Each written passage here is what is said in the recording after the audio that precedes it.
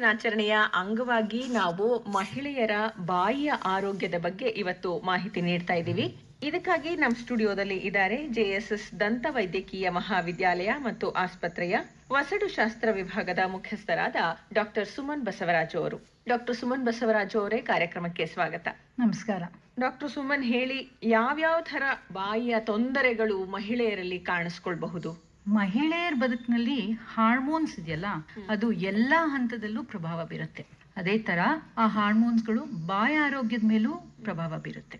ಮಹಿಳೆಯರಲ್ಲಿ ಫರ್ಟಿಲಿಟಿ ಅಂತೀವಲ್ಲ, ಸಂತಾನ ಕ್ಷಮತೆ, ಅದು 12ರಿಂದ 15 ವರ್ಷದ ಹೆಣ್ಮಕ್ಳಿಗೆ ಶುರು ಆಗುತ್ತೆ. ಮೆನ್ಸ್ಟ್ರಲ್ ಸೈಕಲ್ ಶುರುವಾದಂಗೆ ಇವರಿಗೆ ಬಾಯಿಯ ಸಮಸ್ಯೆನು ಅದ್ರ ಜೊತೆಲೆ ಶುರುವಾಗತ್ತೆ ಅಂತ. ಹೌದು, ಅಂದ್ರೆ ಹಾರ್ಮೋನ್ಸ್, 2 ಹಾರ್ಮೋನ್ ಅದ್ರಲ್ಲಿ important, oestrogen and progesterone. So ನಾವ್ ಹೇಳ್ತೀವಿ ಹೈಪೋಥಾಲಮಿಕ್ ಪಿಟ್ಯುಟರಿ ಓವೇರಿಯನ್ ಆಕ್ಸಿಸ್ ಅಂತ ಹೇಳ್ತೀವಿ. ಇದ್ರ ಮೂಲಕ ಈ ಮೆನ್ಸ್ಟ್ರಲ್ ಸೈಕಲ್ ಸಂಭವಿಸುತ್ತೆ.